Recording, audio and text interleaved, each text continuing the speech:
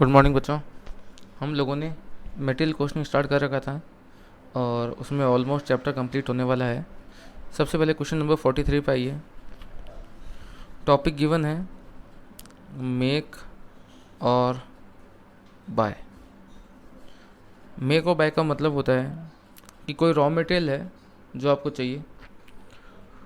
उस raw material के लिए आपके पास दो ऑप्शन है, या तो आप बना लीजिए या आप डायरेक्ट उसको बाय कर लीजिए। कौन सा ऑप्शन बेटर रहेगा? डायरेक्ट बनाना बेटर रहेगा या उसको परचेज करना बेटर रहेगा? तो वो ऑप्शन बेटर रहेगा जिस ऑप्शन में टोटल कॉस्ट क्या होती है, लीस्ट। तो हम तो यही देखते हैं कि टोटल कॉस्ट लिस्ट इसमें आ रही है, जिसमें टोटल कॉस्ट लिस्ट आएगी वो ऑप्शन हमारे लिए बेटर रहेगा, चाहे बनाना पड़े चाहे उसको खरीदना पड़े। Company is considering the possibility of purchasing from supplier a component it now makes. Company एक प्रोडक्ट है जो सप्लायर से खरीदने का सोच रही है। इट नाउ मेक्स, जो अभी हम फिलहाल बनाया करते हैं। The supplier will provide the component in the necessary quantity eight unit price of 9। Transportation and storage would be negligible. ये बोलता है कि जितना भी आपको माल चाहिए आप डायरेक्ट क्या कर सकते हैं, सप्लायर से खरीद सकते हैं 9 रुपीज़ पर पीस के हिसाब से, और ट्रांसपोर्टेशन और स्टोरेज की कॉस्ट नेग्लिजिबल है। नेग्लिजिबल क्यों है? हो सकता है कि इंश्योरेंस की कॉस्ट बहुत कम हो। और ट्रांसपोर्टेशन की कॉस्ट नेग्लिजिबल क्यों है? कि हो सकता है कि जो सप्लायर है वो हमारे जस्ट पास में ही हो, तो जब चाहिए तो मंगवा लेंगे। तो ट्रांसपोर्टेशन की कॉस्ट और स्टोरेज की कॉस्ट नेग्लिजिबल है। तो सीधा मतलब है कि आप क्वांटिटी जो है जितना भी आपको चाहिए वो 9 रुपीज़ के हिसाब से आप डायरेक्ट परचेज कर सकते हैं। क्लियर है? आगे, company is considering the possibility of purchasing. हम परचेज करने का सोच रहे हैं from A supplier component it now makes. अच्छा, अंडरलाइन करना, इट नाउ मेक्स का मतलब अभी फ़िलहाल हम उस माल को बनाया करते हैं। अभी फ़िलहाल हम बनाया करते हैं, हम उसको ख़रीदने का सोच रहे हैं। खरीदेंगे तो वो 9 रुपये पर पीस के हिसाब से हमारे पास में आ जाएगा, जितना भी आपको माल चाहिए।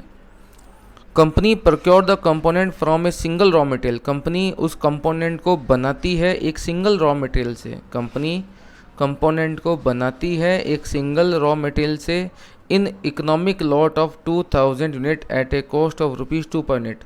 मतलब कि जो रॉ मटेरियल है उसका EOQ 2000 है। EOQ 2000 का मतलब होता है कि एक बार में 2000 परचेज करते हैं, 2 रुपये के हिसाब से रॉ मटेरियल परचेज करते हैं। एनुअल डिमांड जो है वो 20,000 है।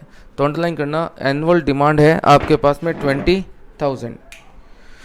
अगर एनुअल डिमांड 20,000 है तो इसका मतलब ये हो गया कि जो 20,000 की आपकी जो डिमांड है उसके लिए दो ऑप्शन है, या तो परचेज़ कर लो, परचेज़ करोगे तो 9 के हिसाब से, या खुद बनाओ। खुद बनाओगे तो पहले लाना पड़ेगा रॉ मटेरियल। उस रॉ मटेरियल की रेट है 2 रुपये और उस रॉ मटेरियल का EOQ है कितने रुपये? 2000 रुपये। क्लियर है? आगे गिवन है कि एनुअल होल्डिंग कॉस्ट है 0.25 एंड मिनिमम स्टॉक लेवल जो है वो है 400 यूनिट। मिनिमम स्टॉक का मतलब सेफ्टी स्टॉक है 400। डायरेक्ट लेबर कॉस्ट, अच्छा बनाओगे तो डायरेक्ट लेबर कॉस्ट आएगी 6 के हिसाब से। फिक्स्ड मैन्युफैक्चरिंग कॉस्ट आएगी 3 रुपये पर नेट, कितने पर? 20,000 पर। और कंपनी ऑल्सो हायर ए मशीन। अच्छा बनाते हो तो साथ में मशीन भी चाहिए कि जिसका भाड़ा है कितना? 200 रुपये per month. Should company make the component, क्या कंपनी को कंपोनेंट बनाना चाहिए या बताइए परचेज करना चाहिए? तो दो ऑप्शन है, परचेज करना और मैन्युफैक्चर करना।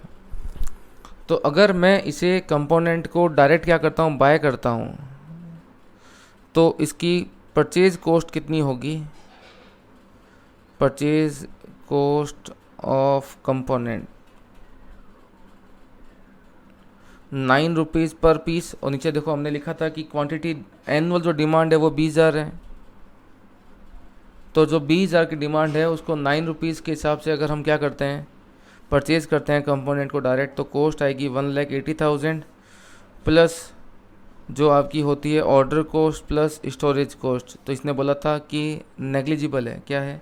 नेग्लिजिबल। तो यहाँ अगर परचेज़ करते हैं तो टोटल कॉस्ट पड़ने वाली है 1,80,000 रुपये अगर बाय करते हैं तो। अगर इस कंपोनेंट को बाय ना करके हम डायरेक्ट मैन्युफैक्चर करते हैं तो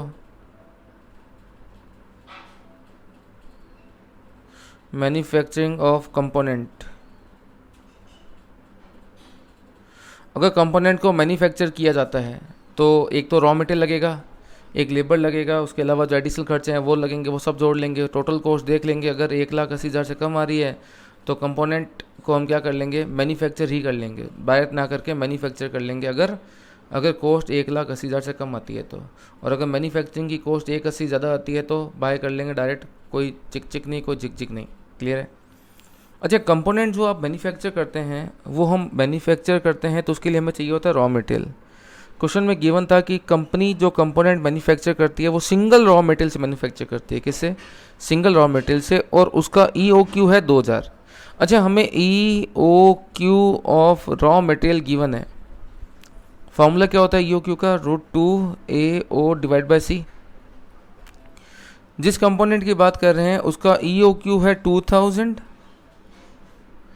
2 इंटू ए कितना है? एनुअल रिक्वायरमेंट जो है कंपोनेंट की। अच्छा, लिखा है ना सिंगल रॉ मटेरियल है। सिंगल रॉ मटेरियल का मतलब कि जितना फिनिश गुड्स है उतना ही आपको रॉ मटेरियल चाहिए होता है। तो फिनिश गुड्स भी 20,000 है और रॉ मटेरियल की रिक्वायरमेंट भी क्या है? 20,000 है। 2 into A into O for order cost. Order cost कितनी है बच्चों? देखा, यहाँ पर खेल खेल के आई से तुम्हारे साथ। यहाँ पर ऑर्डर कॉस्ट गिवन नहीं है, तो ऑर्डर कॉस्ट गिवन नहीं है, डिवाइड बाय हम करते हैं carrying cost. Carrying cost given है आपके पास में 0.25। तो सबसे पहले तो आपको एक काम करना पड़ेगा, मैन्युफैक्चरिंग करोगे तो मैन्युफैक्चरिंग के लिए आपको रॉ मटेरियल खरीदना पड़ेगा। उस रॉ मटेरियल का EOQ गिवन है, रॉ मटेरियल की डिमांड गिवन है, तो 2 इंटू जो रॉ मटेरियल की demand into order cost given नहीं है, कैरिंग कॉस्ट 0.25 है। तो सबसे पहले बताइए कि उसकी ऑर्डर कॉस्ट कितनी आएगी। तो सबसे पहले देखते हैं ऑर्डर कॉस्ट क्या निकल के आती है। तो ऑर्डर कॉस्ट निकालने के लिए क्या करेंगे? 2000 इंटू √2 इंटू 20,000 कितने होते हैं? 40,000। 40,000 में अगर एक काम करें, आप डिवाइड करें किस चीज़ का? 40,000 में डिवाइड करें बच्चों आप इस 0.25 का, तो 40,000 में 0.25 का डिवाइड करेंगे, ये आएगा 1,60,000।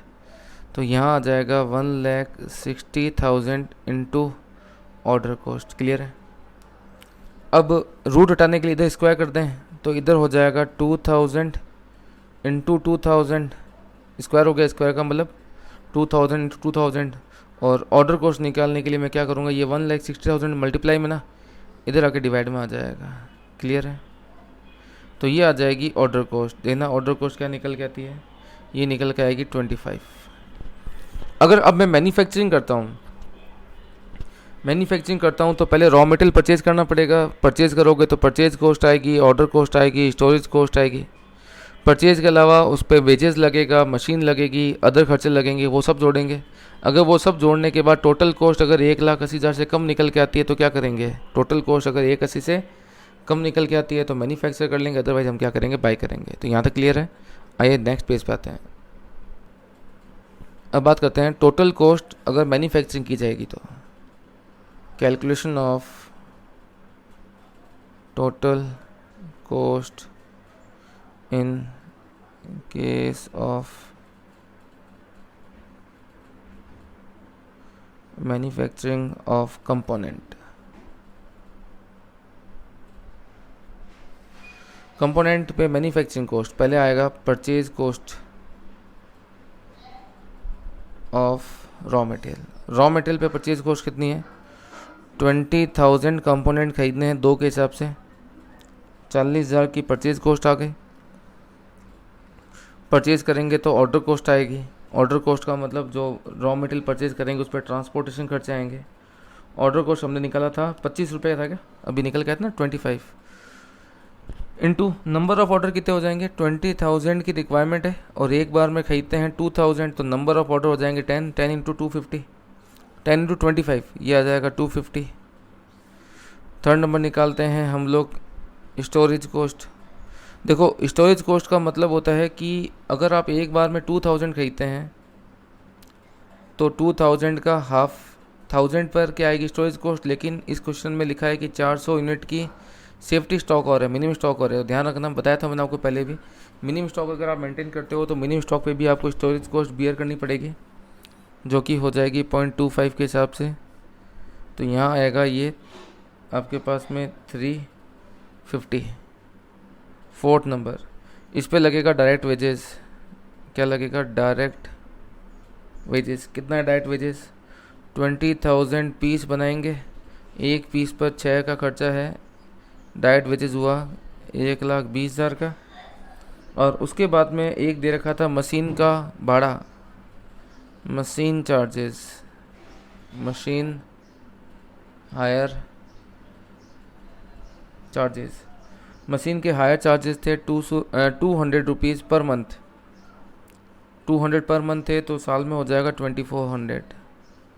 ये जोड़ें, ये टोटल कॉस्ट निकल के आ जाएगी 1,63,000। क्लियर है बच्चों? सर आप एक चीज़ भूल गए। क्या भूल गए? आप फिक्स्ड कॉस्ट भूल गए। यहाँ लिखा मैंने नोट फिक्स्ड कॉस्ट। बताइए फिक्स्ड कॉस्ट क्या होती है? फिक्स्ड कॉस्ट कितनी देर की है क्वेश्चन में? वैसे क्वेश्चन में फिक्स्ड कॉस्ट क्या गिवन है? क्वेश्चन में गिवन है कि फिक्स्ड कॉस्ट गिवन है, fixed manufacturing overhead is charge as ₹3 per net based on normal activity of 20,000। 20,000 की एक्टिविटी पर ये ₹3 पर नेट है। तो यहाँ जो फिक्स्ड कॉस्ट है वो 3 के हिसाब से पर नेट है और कैपेसिटी 20,000 पे, तो फिक्स्ड कॉस्ट कितनी होगी? 60,000। क्लियर है? मुझे बताइए फिक्स्ड कॉस्ट जो 60,000 की है, अगर मैं रॉ मटेरियल ला के गुड्स मैन्युफैक्चर नहीं करूँगा तो क्या फिक्स्ड कॉस्ट लगेगी या नहीं लगेगी? अगर मैं मैन्युफैक्चर करता हूँ तो नो डाउट 100% गारंटी है कि फिक्स्ड कॉस्ट लगेगी। अगर मैन्युफैक्चर करूँगा तो फिक्स्ड कॉस्ट लगेगी। अगर मैं मैन्युफैक्चर नहीं करता हूँ, मैं डायरेक्ट रॉ मटेरियल परचेज करता हूँ, अगर मैं मैन्युफैक्चर करूँगा तो फिक्स्ड कॉस्ट लगेगी। अगर मैं मैन्युफैक्चर नहीं करता हूँ, मैं डायरेक्ट ये जो ना कंपोनेंट मार्केट से परचेज करता हूँ, तो क्या फिक्स्ड कॉस्ट लगेगी या नहीं लगेगी? तो फिक्स्ड कॉस्ट का आपको ग्राफ याद होगा, ये होती है फिक्स्ड कॉस्ट। अगर मैं 20,000 पीस बनाऊंगा ना तो भी फिक्स्ड कॉस्ट कितनी है? 60,000 रुपये की। अगर मैं 10,000 बनाऊंगा ना तो भी फिक्स्ड कॉस्ट कितनी आएगी? 60,000 की। अगर मैं 0 बनाऊंगा तो भी कितनी आएगी? 60,000 की आएगी। फिक्स्ड कॉस्ट होती है वो खर्चा जो लगना ही लगना है, चाहे बनाएं चाहे ना बनाएं। इसका मतलब 20,000 की फिक्स्ड कॉस्ट नो डाउट जब मैन्युफैक्चरिंग करूंगा तो 20,000 की फिक्स्ड कॉस्ट लगेगी। यहाँ मुझे 20,000 जोड़ने चाहिए। लेकिन अगर मैन्युफैक्चर नहीं करूंगा, डायरेक्ट परचेज करूंगा तो क्या होगा? तो डायरेक्ट परचेज करेंगे तो क्या होगा? परचेज की जो कॉस्ट थी वो कितनी थी? परचेज की कॉस्ट थी 1,80,000। अगर परचेज करोगे तो भी तो वो 20,000 की फिक्स्ड कॉस्ट लगेगी। जो आपके फिक्स्ड मैन्युफैक्चरिंग जो ओवरहेड हैं ये फिक्स्ड है। फिक्स्ड ओवरहेड का मतलब होता है कि आप उनको डायरेक्ट परचेज कर लो तो भी लगने हैं और मैन्युफैक्चर करोगे तो भी लगना है। तो मतलब कि 20,000 को यहाँ पर भी जोड़ना चाहिए और 20,000 को यहाँ पर भी जोड़ना चाहिए। कब? जब आप मैन्युफैक्चर करते हो तो फिक्स्ड कॉस्ट तो वो चीज़ होती है जो मैन्युफैक्चर करोगे तो भी लगेंगे और मैन्युफैक्चर ना करके डायरेक्ट बाय करोगे गुड्स को तो भी लगेंगे। इसका मतलब ये खर्चा वो है जो दोनों ही परिस्थितियों में लगना है। तो वो खर्चा जो दोनों ही परिस्थितियों में लगना है उसे हम बोलते हैं संक कॉस्ट। क्या बोलते हैं? Sunk cost. संक कॉस्ट का मतलब that expenditure which is to be incurred irrespective of your decision. आप डिसीजन क्या लेते हैं? मैन्युफैक्चर करते हैं या आप डिसीजन लेते हैं कि नहीं परचेज करेंगे, इररेस्पेक्टिव ऑफ योर डिसीजन ये खर्चा लगना ही लगना है, उसे हम बोलते हैं संक कॉस्ट। और संक कॉस्ट का मतलब होता है वो खर्चा जो लगना ही लगना है। ये खर्चे डिसीजन मेकिंग के पर्पज़ से, डिसीजन मेकिंग मीन्स बनाना है या परचेज करना है, डिसीजन मेकिंग के पर्पज़ से ये खर्चे होते हैं इररेलेवेंट। क्या होते हैं? इररेलेवेंट। या तो यहाँ पर भी जुड़ेगा और वहाँ पर भी जुड़ेगा या दोनों जगह ही इसको क्या करना है? इग्नोर करना है। तो फिक्स्ड कॉस्ट वो खर्चा हो गया जो मैन्युफैक्चर करोगे 20,000 तो 60,000 लगेगा। मैन्युफैक्चर ना करके डायरेक्ट परचेज करोगे, मतलब मैन्युफैक्चर अगर 0 करोगे डायरेक्ट परचेज करोगे तो भी ये 60,000 लगना है। तो ये 60,000 की जो फिक्स्ड कॉस्ट है, मैंने गलत बोला, 20,000 नहीं जोड़ना, 60,000। तो 60,000 की फिक्स्ड कॉस्ट है ये यहाँ पर भी ऐड होगी और 60,000 की फिक्स्ड कॉस्ट आपके उस 1,80,000 में भी क्या होगी? ऐड होगी। तो या तो दोनों में ही ऐड करो 60,000 को, या दोनों से ही क्या कर दो? रिजेक्ट कर दो, दोनों से ही इग्नोर कर दो। तो ये फिक्स्ड कॉस्ट जो है 60,000 की, ये संक कॉस्ट है, ये इररेलेवेंट होती है। क्यों इररेलेवेंट होती है? क्योंकि मैन्युफैक्चर करो चाहे बाय करो तो भी ये कॉस्ट लगनी ही लगनी है। या तो इसे दोनों में ऐड किया जाएगा या दोनों से ही क्या कर दिया जाएगा? इग्नोर कर दिया जाएगा। इसे हम बोलते हैं इररेलेवेंट। क्या बोलते हैं? इररेलेवेंट। तो फिक्स्ड कॉस्ट संक कॉस्ट है। संक कॉस्ट डिसीजन मेकिंग के पर्पज से क्या होती है? इररेलेवेंट होती है। तो जो सॉल्यूशन आपको मैंने दे रखा है, तो बाय ऑप्शन, परचेज ऑप्शन की सारी कॉस्ट निकाली और यहाँ fixed manufacturing overhead since this cost will be continue to be incurred even if finished goods is purchased directly from supplier, hence it is a sunk cost not to be considered as part of cost। इसको part of cost में consider नहीं करते हैं। तो 0 add किया तो ये cost आई 1,63,000। Clear है बच्चों? तो यहाँ पर ये वर्किंग नोट बनाया जिसमें हमने क्या निकाला था? जो ऑर्डर प्लेसिंग कॉस्ट था वो निकाला। क्लियर है बच्चों? तो ये क्वेश्चन आपने किया, इसे हम बोलते हैं मेक और बाय। और नेक्स्ट टॉपिक आता है आपके पास में purchase of raw material. Purchase of raw material,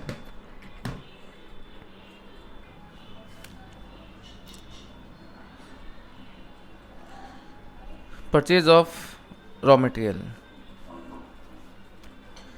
purchase of raw material का मतलब क्या होता है कि हमें कुछ रॉ मटेरियल है वो मार्केट से ख़रीदने हैं। तो ख़रीदने हैं तो बेसिकली हम क्या करते हैं, आपको याद होगा, हम मार्केट में सबसे पहले टेंडर निकालते हैं। क्या निकालते हैं?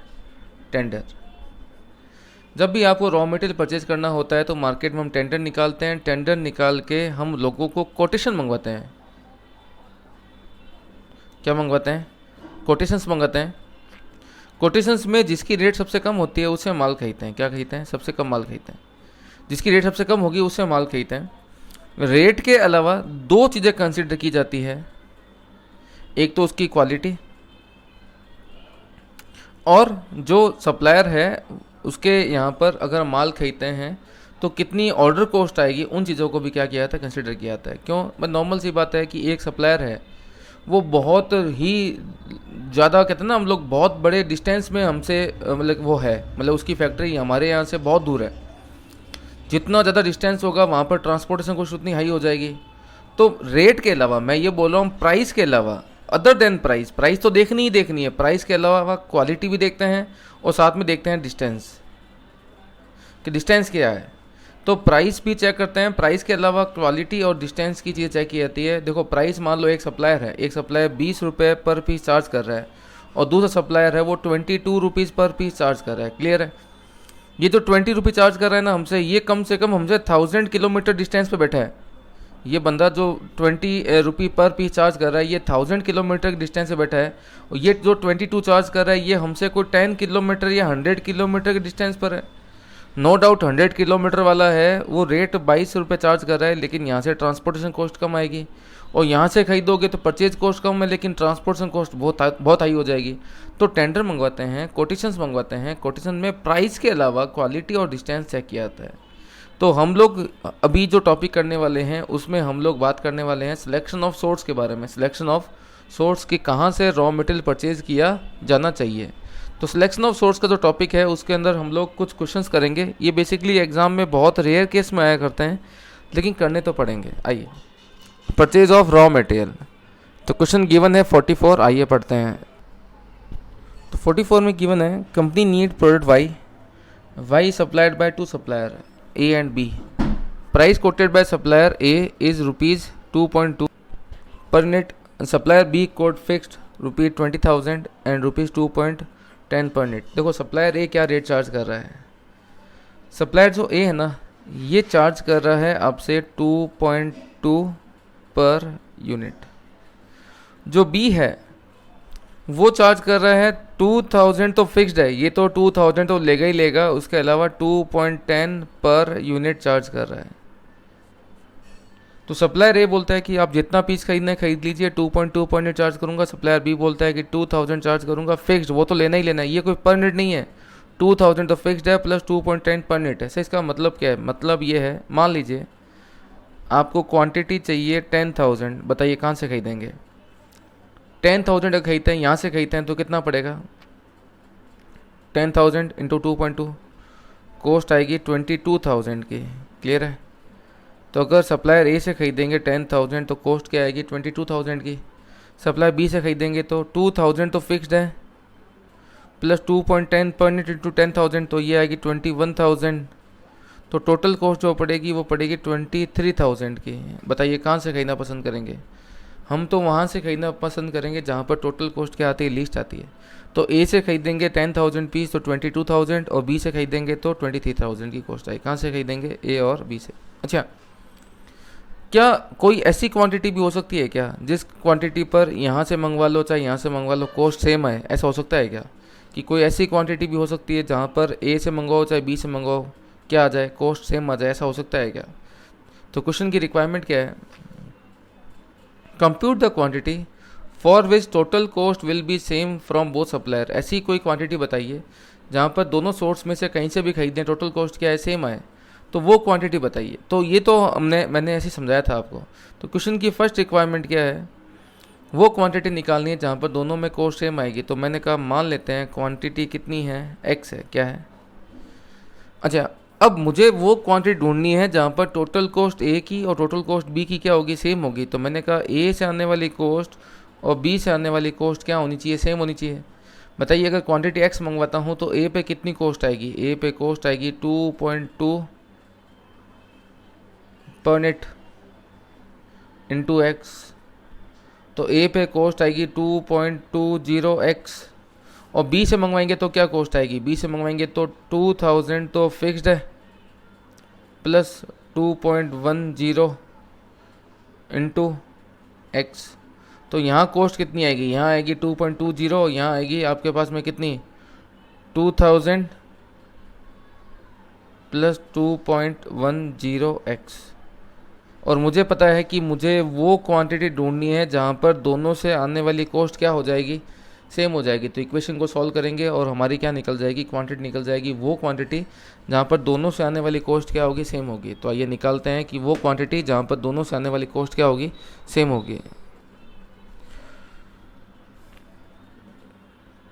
Total cost from source A, ये होनी चाहिए किसके बराबर, total cost from source B. बताइए ए में कोस्ट कितनी है 2.20x और यहाँ कोस्ट कितनी है 2000 प्लस 2.10x। सॉल्व करें, x आ जाएगा आपके पास में कितना 20,000। क्लियर है। 20,000 क्यों आया उसको समझने के लिए कुछ टेक्निकल बातें करते हैं। ये रटने वाली बात नहीं है, ये समझने वाली बात है। ए सस्ता कितना है, ए सस्ता कितना है, ए सस्ता है 0.10 ए सस्ता है, ए सस्ता नहीं है सॉरी महंगा है। ए में रेट आती है 0.20x और बी में कितनी आती है 0.20x। तो मतलब कि अगर ए से खरीदते हैं तो ए मोर कॉस्टली है, 0.10 से मोर कॉस्टली है। तो मैं क्या लिखूँगा, लिखना नहीं है आपको, समझना है। A is costly by rupee 0.10 per unit. ए में जो कॉस्ट है ना वो कितनी है 0.10 पर यूनिट ज़्यादा है एज़ कम्पेयर टू बी। ठीक है, कहने का मतलब हो गया बी में सेविंग है, ए में कॉस्ट लिया इसका मतलब बी में सेविंग है। बी में बोल सकता हूँ कि 0.10 पर यूनिट की सेविंग है, लेकिन बी में एक तरफ तो 0.10 पर यूनिट की सेविंग है, एक तरफ 2,000 रुपये का एक्स्ट्रा खर्चा है। तो एक तरफ तो अगर मैं बी से खरीदता हूँ ना, एक तरफ तो मैं 2,000 रुपये का पेमेंट करता हूँ एक्स्ट्रा, और बी से खरीदता हूँ तो एक तरफ मुझे 0.10 रुपीज़ पर यूनिट में क्या हो रही है, सेविंग हो रही है। तो मुझे बताइए 0.10 रुपये आप पर यूनिट यहाँ पर बी में बचा लेते हो, और एक तरफ अगर बी से खरीदते हैं तो 0.10 हम बचा लेते हैं, दूसरी तरफ क्या होता है 2,000 रुपये का एक्स्ट्रा पेमेंट करना पड़ता है। तो एक तरफ 2,000 का एक्स्ट्रा पेमेंट है, दूसरी तरफ 10 पैसे की सेविंग है। एक तरफ 10 पैसे की सेविंग है, एक तरफ 2,000 का एक्स्ट्रा खर्चा है। तो मुझे बताइए 10-10 पैसे की पर पीस की सेविंग से 2,000 का खर्चा हम कितनी यूनिट बेच के एक्स्ट्रा रिकवर कर पाएंगे, समझना बात। 10 पैसे पर यूनिट की सेविंग है, 10 पैसे पर यूनिट की सेविंग जो है बी में, एक तरफ तो 10 पैसा पर यूनिट की सेविंग है, एक तरफ 2,000 रुपये का एक्स्ट्रा खर्चा है। मुझे बताइए ये 2,000 रुपये की जो एक्स्ट्रा कॉस्ट है ये 10 पैसे की सेविंग से कितनी क्वांटिटी बेचने के बाद रिकवर हो जाएगी। तो आप समझते हैं ये 2,000 का एक्स्ट्रा खर्चा है, दूसरी तरफ 0.10 रुपये पर पीस में सेविंग है। तो ये सेविंग से मैं एक्स्ट्रा खर्चा कितनी क्वांटिटी बेचने के बाद सेट ऑफ कर पाऊँगा, 20,000 यूनिट बेचने के बाद सेट ऑफ कर पाऊँगा। तो ये समझने वाली बात है, लेकिन एग्ज़ाम में तो हमें ये करना ही नहीं है, एग्ज़ाम में हमें ये करना है। क्लियर है। तो समझने वाली बात है कि ए 10 पैसा था कॉस्टली है, तो बी में बात करूँ तो 10 पैसा पर पीस सेविंग होती है, लेकिन एक तरफ सेविंग दूसरी तरफ एक्स्ट्रा खर्चा। तो 10 पैसे की पर पीस सेविंग से ये 2,000 का एक्स्ट्रा खर्चा कितनी क्वांटिटी पे सेट ऑफ हो पाएगा, 20,000। तो कम से कम 20,000 पीस बेचेंगे ना, तब बी के सेविंग, बी के एक्स्ट्रा खर्चे को रिकवर कर पाएगी। तो अगर ये समझ में आता है तो ऐसा करना, वरना ये बेटर है। मैं तो ये बोलूँगा यही बेटर है, इस तरफ माथा मारने से कोई मतलब नहीं है। वैसे मैंने आपको सॉल्यूशन में दोनों मेथड दे रखे हैं। अब क्वेश्चन बोलता है कि अगर 15,000 यूनिट खरीदने हो तो बताइए किससे खरीदें। इफ़ रिक्वायर्ड क्वांटिटी इज़ 15,000, बताइए किससे खरीदोगे? ए से खरीदोगे तो कॉस्ट क्या आएगी? 15,000 इंटू 2.2, तो ए की कॉस्ट निकाल लें। बी से खरीदेंगे तो 2,000 तो फिक्स्ड लगेगा, और 15,000 इंटू 2.10, तो टोटल कॉस्ट निकाल लें। और जिसकी कॉस्ट क्या होगी? लीस्ट होगी। जिसकी कॉस्ट क्या होगी? लीस्ट होगी। वो ऑप्शन हमारे लिए क्या होगा? बेटर हो गया। क्लियर बच्चों? तो ऐसे क्वेश्चन एग्जाम में कोई 3 नंबर के या 2 नंबर के ICA आपसे पूछ सकता है, लेकिन रेयर टू रेयर केस में। क्वेश्चन नंबर 45, क्वेश्चन नंबर 45 पढ़ें 1 मिनट लगा के। Question 45, company has the option to procure a material from 2 source. हमारे पास 2 सोर्स है मटेरियल खरीदने के।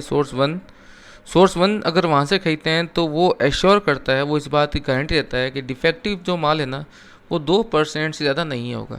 सोर्स 2 बोलता है कि भाई साहब कोई गारंटी तो नहीं है, लेकिन पास्ट एक्सपीरियंस के हिसाब से वो बोलता है कि 2.8% तक का डिफेक्टिव हो सकता है। तो सोर्स 1 बोलता है कि 2%, सोर्स 2 बोलता है 2.8%। मतलब यहाँ से माल खरीदते हो 2% माल डिफेक्टिव होगा, यहाँ से माल खरीदते हो तो 2.8% माल डिफेक्टिव होगा। तो कहाँ से खरीदोगे सर? 100% गारंटी है कि सोर्स 1 से खरीदेंगे। क्यों? हम हमारे माल को डिफेक्टिव बंदे से खरीदेंगे। तो यहाँ से खरीदेंगे तो डिफेक्टिव होगा 2.8%, यहाँ से खरीदेंगे तो 2% डिफेक्टिव होगा।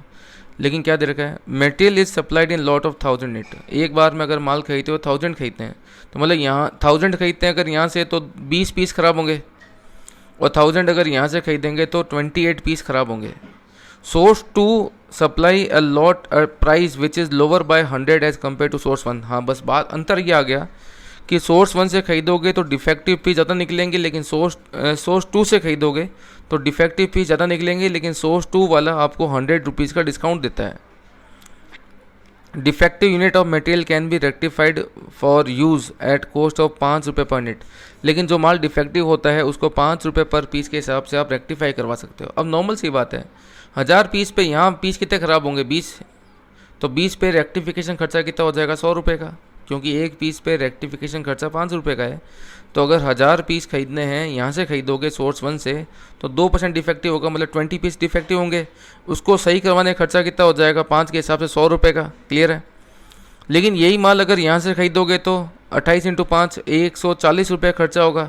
लेकिन बात वही है ना, यहाँ पर खर्चा होगा 140 का, लेकिन ये बंदा 100 रुपये का डिस्काउंट भी दे रहा है। तो जो सोर्स 2 है वहाँ से अगर माल खरीदते हैं तो 28 पीस ख़राब होंगे। 28 पीस पर 5 के हिसाब से 140 का खर्चा आएगा सही करवाने का। सही करवाने का खर्चा 140 का आएगा, और दूसरी तरफ ये बंदा आपको 100 का डिस्काउंट भी दे रहा है। तो नॉर्मल सी बात है कि यहाँ से खरीदते हो सोर्स 2 से तो नेट खर्चा कितना हुआ? 40 का हुआ। कितने का हुआ? 40 का। और सोर्स 1 से खरीदोगे तो खर्चा कितना होगा? 100 का। तो कहाँ से खरीदना पसंद करोगे? जहाँ से खर्चे क्या हो? कम हो। तो हमें फाइंड आउट करना है। नॉर्मल सी बात है, यहाँ से खरीदेंगे तो खर्चा कितना होगा एडिशनल? अच्छा, यहाँ से खर्चा खरीदेंगे क्वांटिटी, खर्चा कितना होगा? 20 इंटू 5 100 का। यहाँ से खरीदेंगे तो 28 इंटू 5 140 का। लेकिन अगर यहाँ से खरीदते हो तो 100 का तो खर्चा है ही है, दूसरी तरफ ये 100 रुपये महंगा हो रहा है। तो 100 रुपये का रेक्टिफिकेशन कॉस्ट है, तो 100 रुपये ये एक्स्ट्रा महंगा है। तो यहाँ से खरीदने पे खर्चा कितना हुआ? 200 का, और यहाँ से खरीदने पे खर्चा कितना हुआ? 140 का। तो सस्ता कौन पड़ेगा? सेकंड वाला, क्योंकि सेकंड वाले में कॉस्ट कितनी है? 140 की। और यहाँ से खरीदते हो तो 100 रुपये वैसे महंगा है, और 100 रुपये का आपको रेक्टिफिकेशन की कॉस्ट और आएगी। तो नेट खर्चा कितना हुआ? 200 का। और यहाँ खर्चे कितने होंगे? यहाँ एक्सपेंडिचर होंगे कितने आपके पास? 140 के। तो सोर्स 2 ज़्यादा सही रहेगा, क्योंकि खर्चे क्या होते हैं? कम होते हैं। क्लियर है? अच्छा, अभी इसमें क्वेश्चन नंबर 46, 47 और इसके बाद में 48, 49, 50 और उसके बाद में 51 और 2-3 क्वेश्चन बाद में और बच गए, 52, 53 और काफ़ी बच गए। तो ये एक काम करो, आप जितना मैंने अभी तक आपको करवाया ना, इसको घर पे करो। एडिशनल बचा हुआ मैं आपको नेक्स्ट वीडियो में भेज दूँगा सारा। तो अभी इस वीडियो को आप कंप्लीट करें, और बाकी जो बचा हुआ टॉपिक है उसको मैं नेक्स्ट वीडियो में आज ही भेज दूँगा, ताकि आज के आज ये चैप्टर क्या हो जाए? ख़त्म हो जाए। ठीक है बच्चों? 45 तक आप करो, और 46 और जो छोटे क्वेश्चन है 46 में आपको समझा देता हूँ फटाफट। 46 में बोलता है कि अगर आप ए से क्वांटिटी परचेज़ करते हो ना, तो क्वांटिटी परचेज़ करेंगे 3000। ट्रांजिट लॉस समझते हो? जब ये माल रास्ते में है और मेरे पास पहुँचेगा ना, मेरे पास पहुँचते पहुँचते 1.5% माल ख़राब हो जाएगा। तो 3000 लेके आया, रास्ते में 1.5% कितना होता है? 45 ख़राब हो जाएगा, तो मेरे पास पहुँचेगा कितना? 2955, और ये बोलता है कि 2955 पहुंचने के बाद में नॉर्मल स्टोरेज मीन्स संभालने में खर्चा होगा 1%। तो मेरे पास पहुंचा कितना स्टोर में 2955, और उसमें से भी 1% क्या होगा, नॉर्मल स्टोरेज लॉस होगा। तो हमारे पास एट द एंड कितनी क्वांटिटी अवेलेबल रहेगी कंजम्पशन के लिए, 2925.45। दोबारा समझना, क्वांटिटी परचेज करनी 3000, ट्रांजिट मीन्स रास्ते में कितना ख़राब होगा, ट्रांसपोर्टेशन में 1.5%, पहुंचा कितना 2955, और उसमें भी बोलता है कि संभालने में 1% और ख़राब हो जाएगा। तो हमारे पास में कंजम्पशन के लिए अवेलेबल कितना होगा, 2925.45। इसी प्रकार से बी पे निकाल लेना और सी पे निकाल लेना। बड़ा फर्जी सा क्वेश्चन है, ऐसा कुछ भी नहीं है। और ऐसा ही क्वेश्चन है 47, लेकिन ये मैं 47 हो गया, और बाकी क्वेश्चन मैं आपको नेक्स्ट वीडियो में अपलोड कर दूंगा। ठीक है बच्चों, थैंक यू।